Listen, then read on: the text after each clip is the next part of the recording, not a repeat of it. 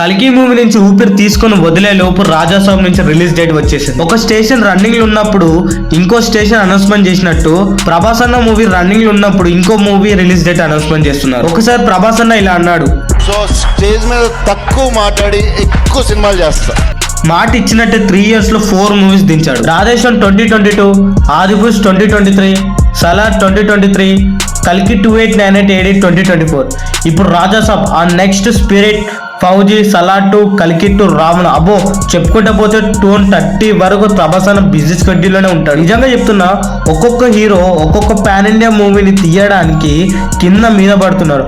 Of course ఇందులో వాళ్ళ తప్పేం లేదనుకోండి.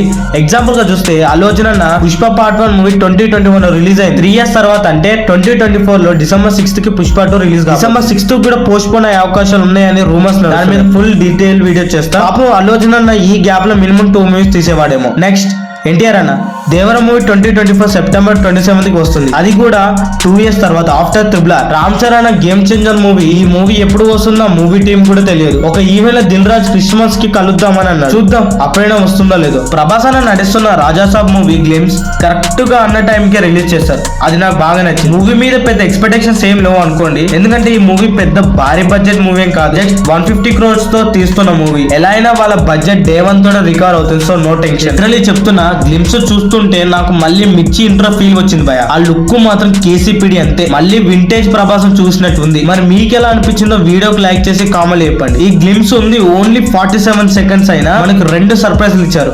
ఒకటి movie release date April 10th 2025. ఈ డేట్ మూవీకి మంచిగా కలిసి వస్తుంది, ఎందుకంటే మంచి వీకెండ్ ఒకటి తర్వాత ఒకటి వస్తాయి. అది కాక సమ్మర్ హాలిడేస్. సో మంచి బెనిఫిట్స్ ఉన్నాయి మూవీకి. ఇంకోటి మూవీ జాన్రా వచ్చేసి హారర్ రొమాంటిక్ కామెడీ కాన్సెప్ట్ తో ఈ మూవీ రాబోతుంది. లిటరల్ గా చెప్తున్నా, ఇంత స్టార్టమ్ ఉన్న హీరో ప్రతిదీ ఎక్స్పెరిమెంటల్ మూవీస్ గా తీస్తున్నాడంటే great. Baahubali post kings war background, Saaho action mystery thriller, Radhe Shyam romantic love story, Adipurush mythology, Salaar ruthless action thriller, కల్కి సైఫై మైథాలజీ యాక్షన్ థ్రిల్లర్, ఇప్పుడు రాజాసాబ్ హారర్ రొమాంటిక్ కామెడీ. ఇన్ని ఎక్స్పెరిమెంటల్ సినిమాలు ప్రభాస్ తప్ప ఎవ్వరు తీయలేరేమో. ఇంకోటి, ప్రభాస్ అన్న తను తీసిన 3 సినిమాలు ఏ జానర్లు అయితే ఫెయిల్ అయ్యాయో సేమ్ అదే సిమిలర్ జానర్తో హిట్ కొడుతున్నాడు. ఒకసారి ఇలా చూస్తే సాహో యాక్షన్ థ్రిల్లర్ తీస్తే ఫ్లాప్ అయింది. సో అదే సిమిలర్ జానర్ తో సలార్ తీస్తే హిట్ అయింది. ఆదిపురుష్ మైథాలజీ జానర్ తో తీస్తే ఫ్లాప్ అయింది. కలికి సిమిలర్ జానర్ తో మైథాలజీ స్టార్స్ తో బ్లాక్ బస్టర్ చేశాడు. రాధేశ్వరం రొమాంటిక్ కామెడీతో తీస్తే ఫ్లాప్ అయింది. ఇప్పుడు రాజాసాబ్ సిమిలర్ జానర్ తో వస్తుంది. మరి హిట్ అవుతుందో ఫ్లాప్ అవుతుందో కామెంట్ చెప్పండి. మూవీ మాత్రం సూపర్ డూపర్ హిట్ అవుతుంది అని ఎంత మంది అనుకుంటున్నారు? వీడియోకి లైక్ చేసి కామెంట్ చెప్పండి. డార్లింగ్ లుక్ నచ్చితే